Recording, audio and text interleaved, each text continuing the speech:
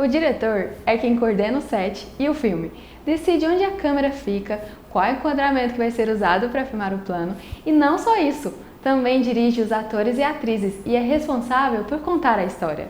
E falando mais sobre sua experiência e seu olhar, Matheus vai agora falar sobre essa função fundamental no set. Fique então com o Matheus e a nossa aula de direção, e eu volto já já!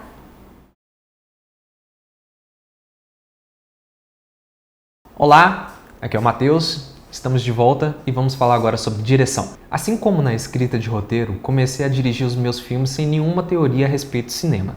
A minha noção de direção se deu de duas maneiras. A primeira delas se baseava bastante na forma dos filmes que eu gostava de assistir, e a segunda se baseava nas histórias em quadrinhos que eu costumava fazer quando criança. Longe de serem obras-primas da literatura em quadrinhos, eles de alguma forma treinaram o meu olhar para a composição, enquadramentos, direcionamento da narrativa.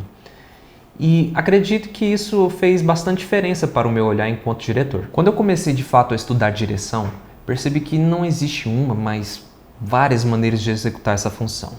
Mas também percebi que a forma como você lida e executa essa função afeta diretamente no resultado final do filme. Para esse modo, vou compartilhar uns meus conhecimentos que adquiri durante todo o meu progresso na realização dos meus filmes, além de técnicas aprendidas durante a faculdade, cursos como de direção que eu fiz na EC com o Fábio Montanari. Bom, no início do cinema, a função do diretor não era vista com tamanha importância como vemos agora. Na verdade, era apenas mais uma função como outra qualquer dentro de um set, cabendo apenas coordenar todas as áreas de forma coerente com o roteiro, de modo que garantisse um bom resultado do filme. E mesmo tendo alguns diretores bem à frente do seu tempo, que conseguiam imprimir seus traços de autoria, seus traços autorais em suas obras, foi só por volta dos anos 60, com a influência de alguns movimentos cinematográficos, como Nouvelle Vague e mais tarde a Nova Hollywood, por exemplo, que o diretor deixa de ser apenas mais um funcionário e começa a ganhar status de autor do filme. Dessa forma, o diretor não só trabalha como condutor de todas as áreas, mas também é responsável por trazer todo o estilo e o conceito do filme. Ritmo, por exemplo, se é ágil ou é lento, o tom, né? Por exemplo, se ele é cômico, ou sombrio, romântico ou caótico. E também o conceito visual, né? Por exemplo, se ele é um filme grandioso, se é épico, ou se ele é minimalista, naturalista. Para além das escolhas estéticas do filme, é de responsabilidade do diretor ter o cuidado de sua obra em todos os aspectos. Normalmente, o público não costuma condenar o roteirista pelas falas ruins de um personagem, ou o fotógrafo pelas cenas mal iluminadas, ou o técnico de som que não captou bem as falas. Se o filme sai ruim, quem se queima com ele normalmente é o diretor, pois, afinal de contas, foi ele que deixou o corte final sair assim. Dessa forma, a ferramenta fundamental do diretor é a escolha. Diretores que fazem boas escolhas costumam ter filmes memoráveis. Más escolhas são perceptíveis, e permitir falhas também é uma escolha. Para ter boas escolhas, o primeiro passo é se aprofundar na linguagem cinematográfica e entender os seus possíveis efeitos. Segundo passo é ver e assimilar vários estilos usados pelos outros autores ao redor do mundo.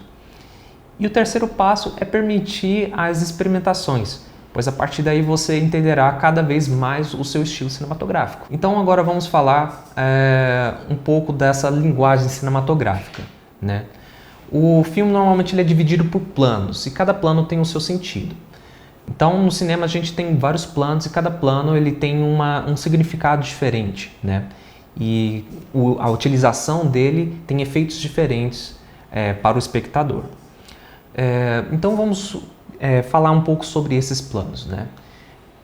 Começando assim pelo o plano geral, que é um plano mais aberto, né?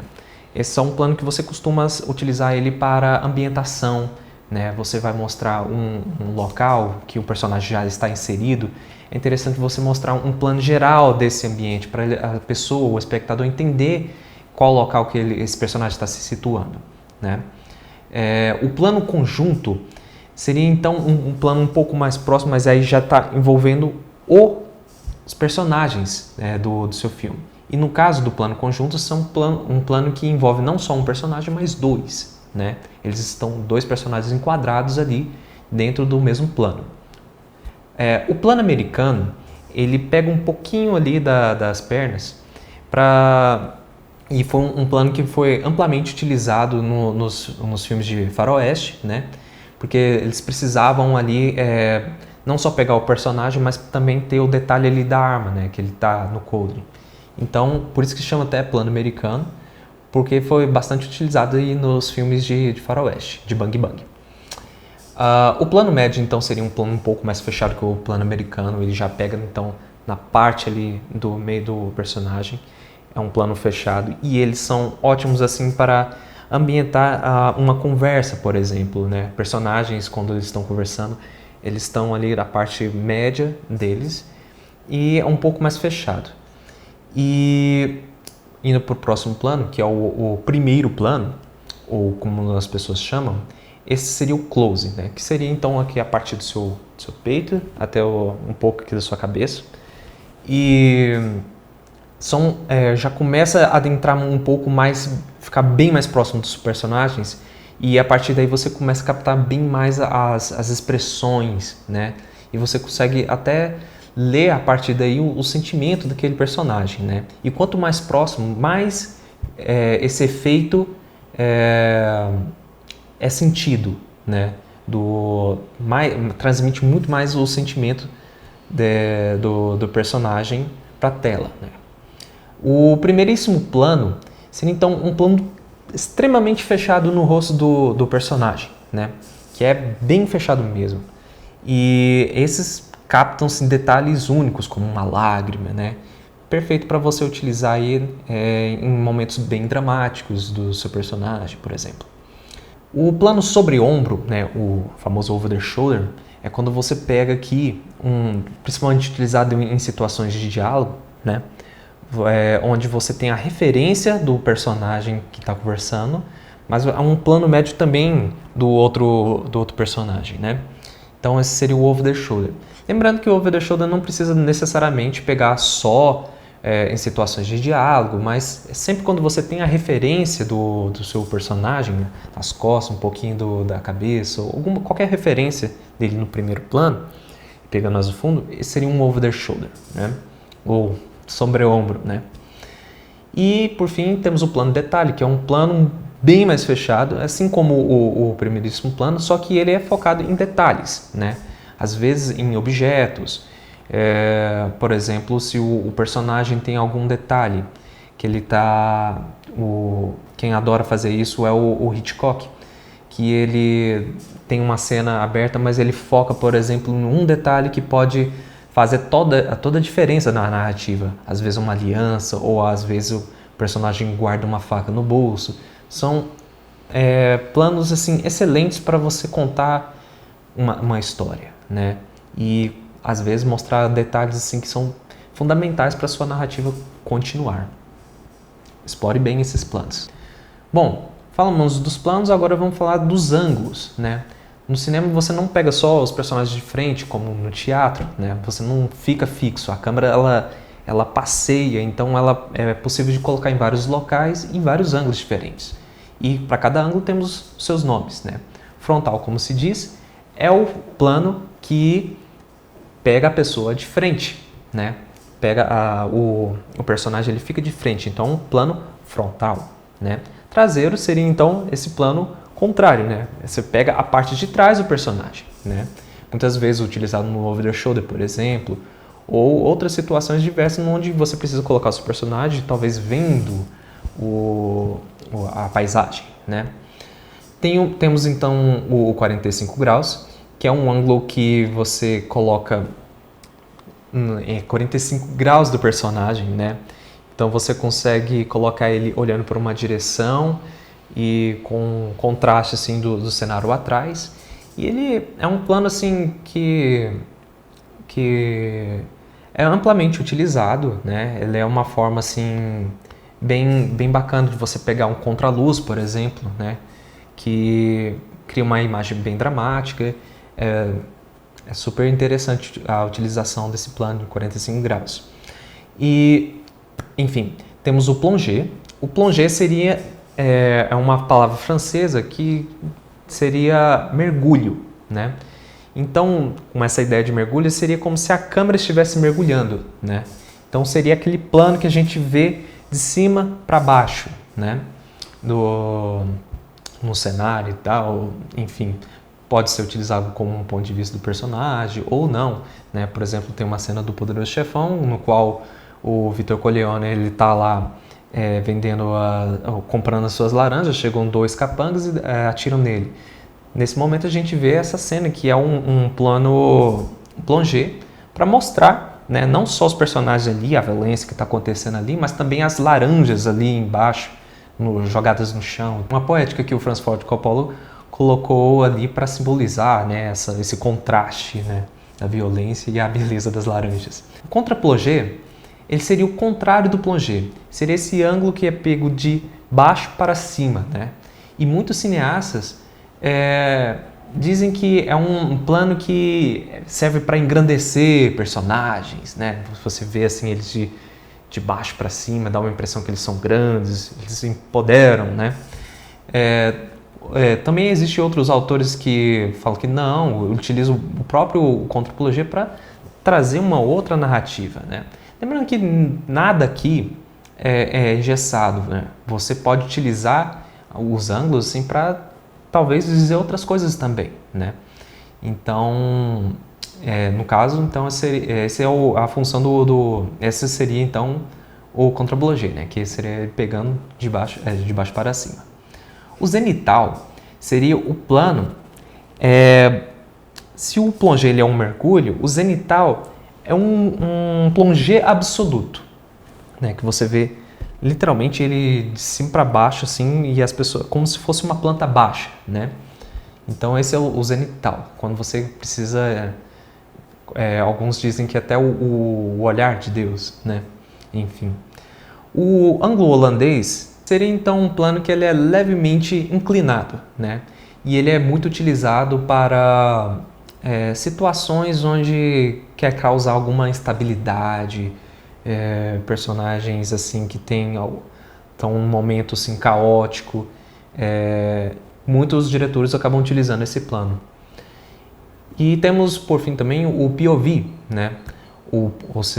Para o português, o ponto de vista, que seria o plano subjetivo, né?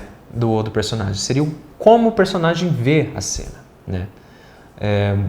Nos videogames, vemos muito, por exemplo, jogos como Counter-Strike e tal, que você é o personagem, você está vendo o que o personagem vê, né? Então essa seria a função aí do POV, ou plano subjetivo. Agora vamos falar sobre os movimentos, né? A câmera, quando ela não está fixa, ela está sempre fazendo alguns tipos de movimento, e para cada movimento desses temos um nome. Quando ela está fixa, a gente literalmente fala fixa. É a câmera fixa, né? Esse movimento que a gente faz é um movimento panorâmico que a gente faz de um lado para o outro, né, da esquerda para a direita ou da direita para a esquerda, é chamado de pan, né? Pan por causa do panorâmico, né?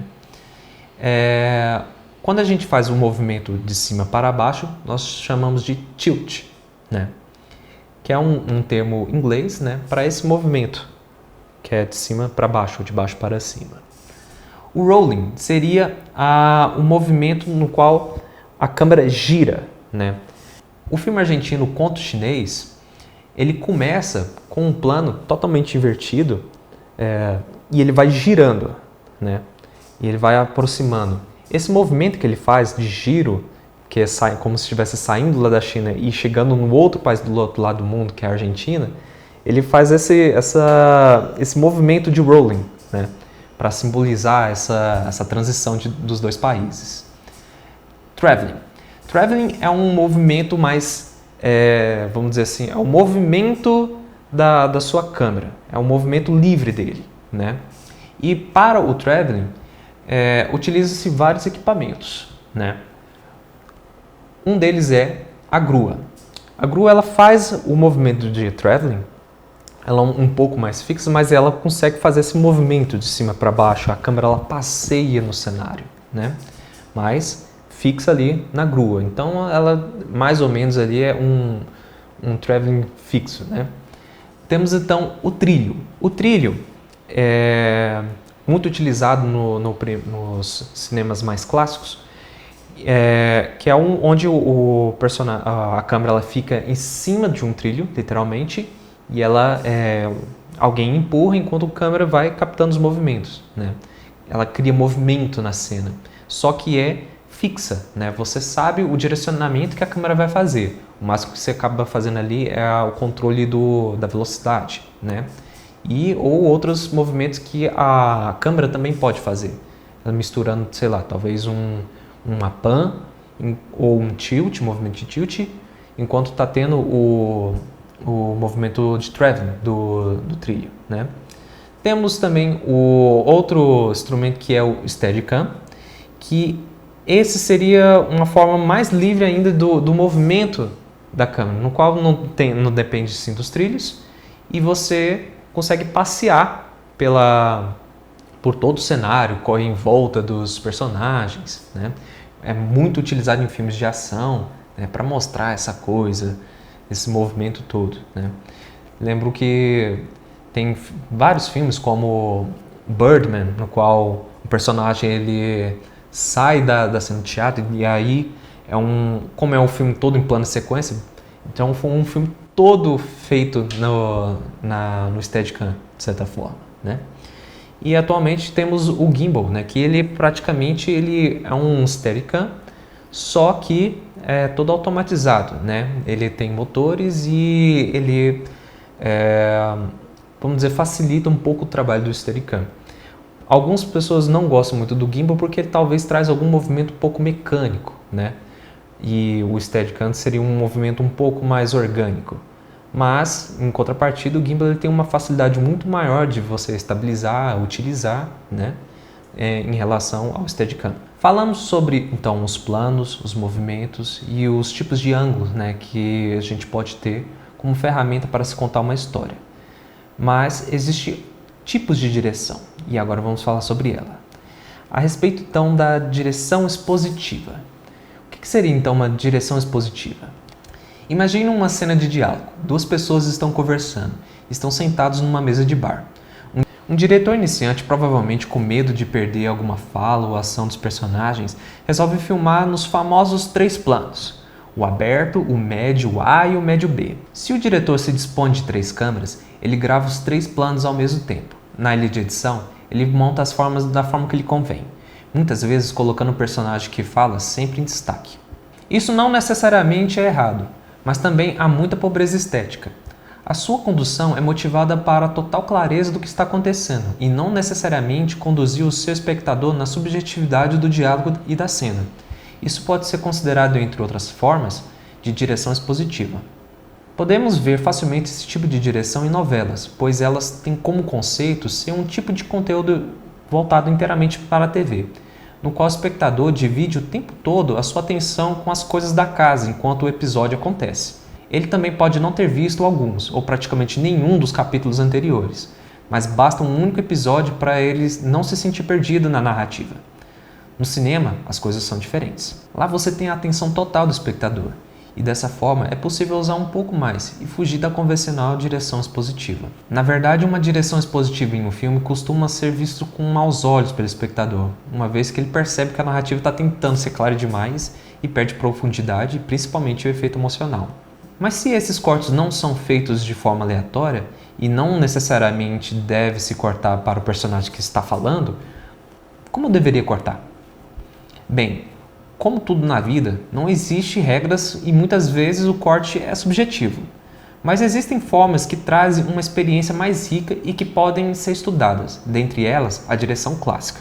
Clássico não quer dizer necessariamente antigo. Na verdade, trata-se de um modelo que perpetuou-se como padrão por ser extremamente funcional e vem sendo utilizado desde os filmes mais antigos, como os de Charlie Chaplin e Hitchcock, até os mais recentes como da saga Harry Potter, o universo Marvel, até mesmo em produções independentes como Bastardos Inglórios, Parasita e Bacurau. A direção clássica se trata de um desenho de experiência criado pelo diretor que objetiva, através dos elementos audiovisuais, conduzir as emoções e sensações do público.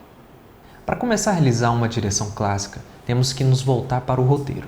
Nele vamos fazer o que é chamado por Nicholas Proferi de trabalho de detetive. Trata-se de uma investigação minuciosa em cada cena, buscando entender a sua dinâmica e a sua função no roteiro através dos beats. Sim, aqueles mesmos que vimos no módulo de roteiro. Toda cena tem o seu próprio arco, fazendo com que tenha nela o seu próprio incidente citante, o ponto de virada e o clímax. Esses seriam os principais beats da cena, e podemos chamá-los também de descoberta, deliberação e decisão, os 3 Ds. Para identificarmos esses pontos na cena, é preciso entendê-la melhor, e para isso fazemos as seguintes questões: de quem é a cena, o que o personagem quer, quais são os obstáculos, quais os momentos de virada, qual é o clímax da cena. Depois de analisarmos a cena, partimos para a decupagem. Toda função no cinema tem a sua própria decupagem, e no caso da direção, trata-se de elaborar os planos de acordo com os beats identificados no trabalho de detetive. Você vai elaborar uma lista de todos os planos de cada cena, todos eles enumerados e destrinchados em externa ou interna, tipos de enquadramentos, ângulo, movimento e uma pequena descrição do plano. Bom, então, para entendermos um pouco como é que é feito a decupagem de um roteiro, eu vou pegar aqui, por exemplo, um roteiro que eu escrevi, né, que é o Capitão Tocha. Foi um filme que foi gravado, foi um filme que já foi gravado, né? E, bom, temos aqui a cena número 1, né, que ele acontece no interior de uma cozinha de dia. Eu vou dar uma lida rápida aqui no roteiro, só até um pedaço dele, para entendermos mais ou menos o que se passa, né? Então vamos lá. Interior, cozinha, dia. O ambiente parece vazio, se escuta o som de vento como se fosse um deserto. Em cima do balcão há uma nave de brinquedo. Pedro, garoto de 10 anos, magro, negro, de estatura pequena, está sentado no chão e olha para o topo de um balcão. Ele observa por alguns segundos e depois volta sua atenção para os brinquedos que estão em suas mãos. Em uma mão ele segura um soldado comando em ação. Na outra, ele segura um boneco azul de articulações limitadas. Pedro, fazendo a voz do boneco azul. É lindo, não acha? Em breve, populações viverão aqui e seremos os primeiros a povoar este local. Fazendo a voz do soldado. É melhor não falarmos muito alto, doutor. Não sabemos que tipos de ameaças podemos encontrar por aqui. Fazendo a voz do boneco azul. Relaxa, capitão, estamos seguros. O ar é respirável e o clima é agradável. Tudo está a favor do progresso. De repente, um prendedor de cabelo, uma piranha, abocanha o braço do boneco azul. Pedro, fazendo a voz do boneco azul. O que é isso? Fazendo a voz do soldado. Para trás. Bom, só até aqui para a gente entender mais ou menos o contexto, né? No caso, então, é uma criança brincando com seus brinquedos, né? Imaginando ali uma história, né? Então, para isso, eu fiz uma decupagem da seguinte forma.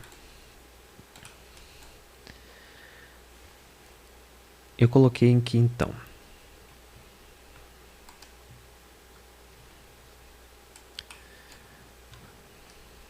tá difícil dar zoom aqui.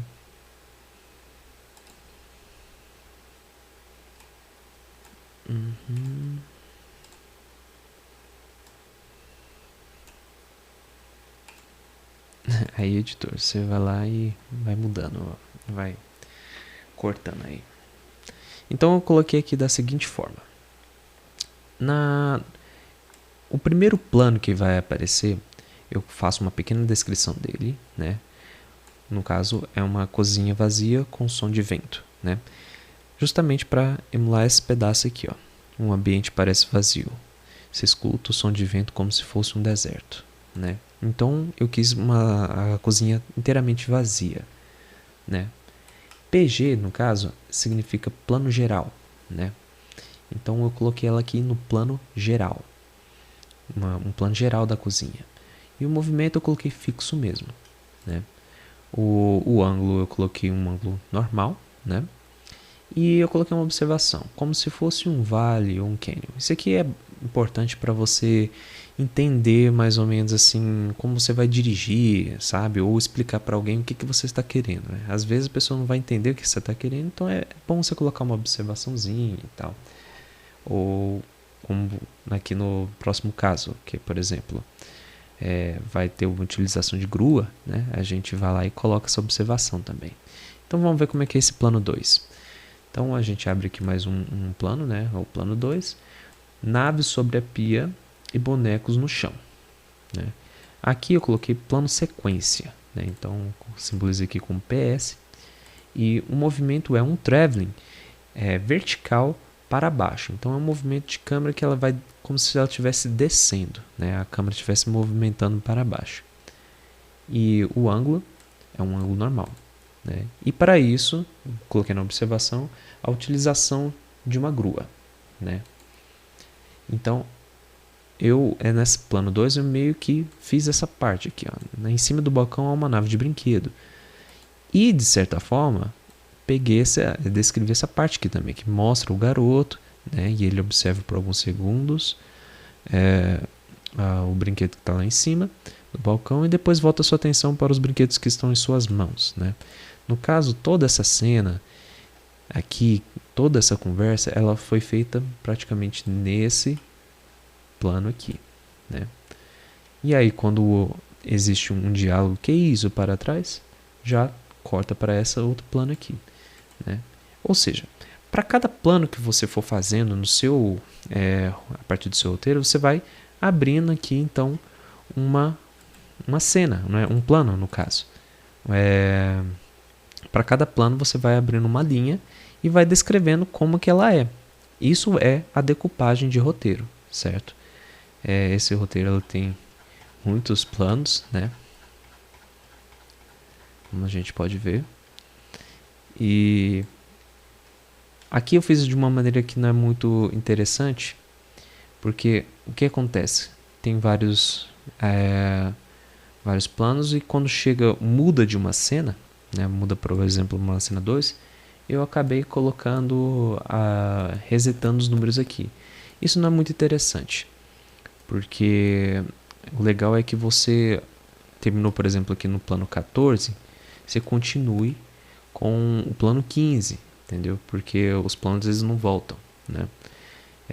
Isso mais pra frente foi um pouquinho ruim para mim, porque, por exemplo, isso pode ajudar a você localizar uma cena, localizar um plano na hora da edição, né? Principalmente na hora da edição. O plano 33 não funcionou, né? Aí fica mais fácil você localizar. Então, a decupagem ela serve também para endereçar os seus planos, né? Para você entender onde eles estão, qual que é, né? Então, cada plano tem o seu número específico. É a melhor forma de você fazer isso. Bom, então é isso. Essa é uma forma de você fazer a sua decupagem.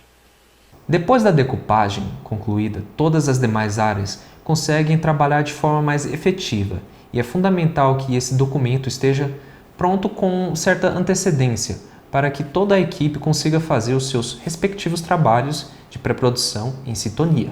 A visita de locação é literalmente uma visita que você faz ao local onde você vai gravar.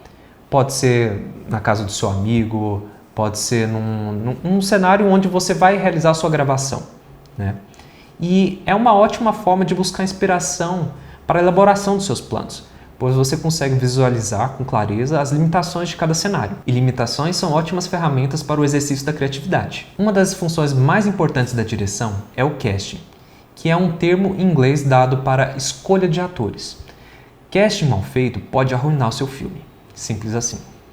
A escolha pelos atores precisa passar por alguns filtros como aparência, tom de voz, idade, habilidade de atuação e talvez o mais ignorado, assim, o psique do ator. Às vezes, por pressa ou por falta de dinheiro, o diretor inexperiente costuma ignorar um desses filtros.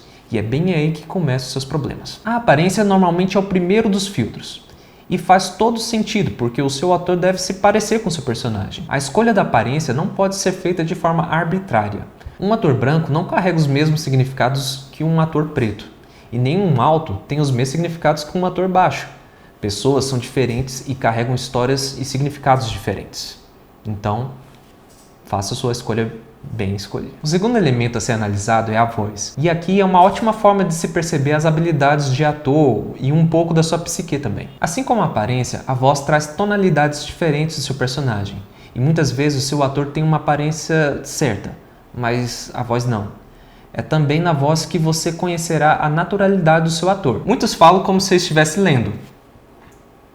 Outros, por conta do teatro, falam de forma bastante caricata. Existem aqueles que até possuem uma forma natural de falar, mas o seu sotaque é carregado e pede a compreensão. Bom, a solução para isso é sempre se lembrar do que você realmente precisa. A habilidade de ator de cada pessoa é bastante variável. Existem aqueles que nunca pisaram num set de gravação ou num palco, mas são atores natos, sendo naturais e carismáticos, muito conhecidos como não atores. Assim como também há aqueles que têm mais de 20 anos de televisão, 50 anos de teatro, mas sua atuação é super caricata, engessada, parecendo estar repetindo sempre o mesmo personagem. A verdade é que a habilidade está relacionada com a capacidade do ator receber comandos. Peço para fazer de maneiras diferentes o mesmo diálogo, isso ajudará a compreender a complexidade dele. Também fique atento ao olhar desse ator. Bons atores sabem concentrar e nunca deixam seu olhar escapar. Isso é bem comum em não atores. Mas como um pouco de direção, pode ser contornado. Mas fique atento para ver se esse comportamento insiste em continuar, mesmo após seus comandos. Se não, considere procurar outro ator. Outra coisa a se considerar é que mesmo aquele ator caricato pode ver assim um excelente ator para o seu filme, desde que ele tenha características ideais para o seu personagem. É o caso, por exemplo, de Adam Sandler, que é bem conhecido pelos seus personagens unidimensionais, caricatos, mas de quando em quando consegue papéis memoráveis, como no filme Embriagados de Amor e Joias Brutas. No caso, esses personagens caem como uma luva e costumam a sair muito bem nesses papéis. Quando a psique do ator bate com a psique do personagem, algo mágico acontece. É aquele momento que você percebe que nenhum outro mais poderia pegar esse papel, senão ele. Então busque entrevistar um pouco o seu ator para entendê-lo e perceber um pouco as semelhanças entre ele e o seu personagem, e assim poder explorar o máximo do seu potencial. Lembre-se, todas as escolhas são subjetivas e cabe somente a você, enquanto diretor, definir quem vai assumir os seus personagens do seu filme. Caso a escolha do ator não bate muito com as características do seu personagem, mas ainda assim acha que pode dar bons resultados, procure assumir um novo personagem e não tenta forjar naquele ator o personagem que ele não conseguiu ser. Vai sofrer muito menos e poderá até ter boas surpresas nessa nova construção. Mas entenda também que é um risco, e como todo risco, as coisas podem não sair como você queria e pode se frustrar com seu projeto. Um erro comum é achar que você vai extrair exatamente o personagem imaginado no roteiro para a vida real através do ator. Basta ele seguir as suas ordens, mas isso não funciona bem assim. Na verdade, a construção é coletiva entre você e o ator. Outro erro é na tentativa de explicar o que se quer de um personagem, o diretor começa a atuar para o ator. Isso muitas vezes faz confundir o ator do que criar atalhos para a sua direção. No pior dos casos, o diretor começa a ensinar como o ator deve atuar. Lembre-se, você não forja um ator, apenas o direciona. Isso vale tanto para o ator quanto para o não ator. E por acaso, se você vê tentando ensinar um ator ou controlando cada movimento minucioso, significa duas coisas. Ou você é um mau diretor que não consegue abrir nenhum espaço para o seu ator criar, ou seu casting não foi tão bom assim. E como seriam esses direcionamentos? Bom, podemos mais uma vez retornar ao roteiro. Nele, analisamos as ações e as falas. Em cada linha de diálogo existe o que é dito explicitamente e o que é dito implicitamente. Esse diálogo implícito só pode ser percebido pelos gestos, voz, a atuação criada pelo ator. Para que o ator chegue no tom que você almeja, você precisa lhe dar a motivação correta. Então você pode fazer o seguinte, pegue o roteiro, e escreve à mão mesmo, do lado de cada diálogo.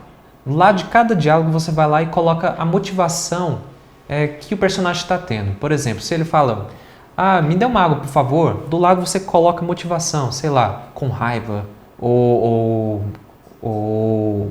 dando ordens, entendeu? Você vai colocando ao lado de cada linha de diálogo a motivação certa para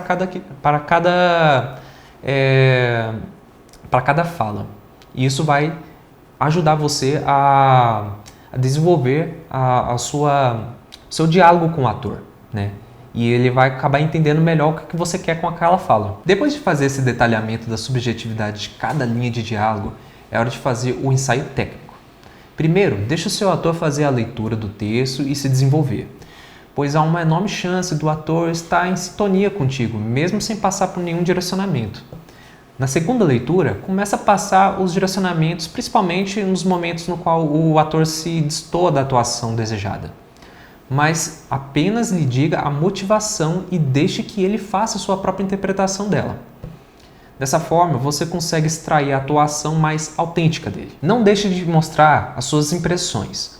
Fale como está percebendo a atuação que ele está te entregando. Direcione o olhar dele, interfira, mas nunca entre no espaço do ator e mostre como você quer atuando no lugar dele. A ideia é tirar do ator e não colocar. Repasse as cenas algumas vezes até que o ator entre nos eixos. Normalmente no cinema não se treina todas as cenas. O que acontece é treinar apenas as cenas chaves, que acabam exigindo mais do ator. Após a assimilação dele com personagens, cenas pequenas ficam fáceis de executar e acabam dispensando os ensaios. O máximo que pode acontecer é, durante a própria gravação, antes de rodar o plano, o ator faz um ou dois ensaios com a câmera, apenas com o intuito de entender suas marcações. Por mais que exista uma imagem caricata do diretor rude que fala alto e grita com os atores, na verdade, o bom diretor é aquele que sabe ouvir e principalmente tomar boas decisões. Sempre haverá momentos críticos que o diretor deverá tomar uma decisão certeira e muitas vezes bem rápida. Às vezes significa sacrificar uma cena, sacrificar uma fala que não está funcionando, sacrificar um diálogo porque o ambiente não para de emitir ruídos. O importante, antes de tomar qualquer decisão, é conversar com os chefes de equipe. A comunicação é uma ferramenta fundamental para o sucesso de um trabalho em conjunto. Seja respeitoso. No fim de uma diária, as pessoas estão desgastadas, então estão propensas a cometerem erros e até mesmo saírem da sua conduta. Então busque sempre encorajar as pessoas e sempre que puder, valorize o trabalho de cada uma delas. Se a sua equipe se sentir respeitada, ela irá longe por ti. Seu assistente de direção é a comunicação sua com a equipe em geral. Tomar decisões e conduzir um filme são atividades desgastantes por si só. E para poupar o diretor, o assistente de direção se encarrega de cuidar das atividades mais burocráticas, como cronograma e ordem do dia. Para evitar que o diretor perca sua concentração, a equipe, quando precisa de uma informação ou um esclarecimento, ele procura primeiramente o assistente. O que ele consegue solucionar, ele soluciona, assim poupando o diretor de distrações menores. Se algo não der muito errado, o primeiro corte costuma conter todas as cenas planejadas, e é nessa hora que o diretor entra. A sua função agora é novamente tomar decisões. O que vai incluir? O que vai ficar de fora? Converse com seu editor, extraia dele todas as suas expressões. Afine o corte e encontre o ritmo do filme. Faça suas ponderações e coloque prazos. Lembre-se, não deixe que algo te incomode muito passar. A sua negligência também é uma escolha estética. Então esse foi o conteúdo que preparei para vocês a respeito de direção, né? E como exercício, a partir da cena escrita do exercício anterior, faça decupagem desses planos. Pegue todos eles, vai escrevendo lá todo o detalhamento, se é um plano aberto, se é um plano fechado, que tipo de equipamento você utilizaria, né? E destrincha toda essa cena em planos e coloque também as motivações de cada fala dos personagens, né?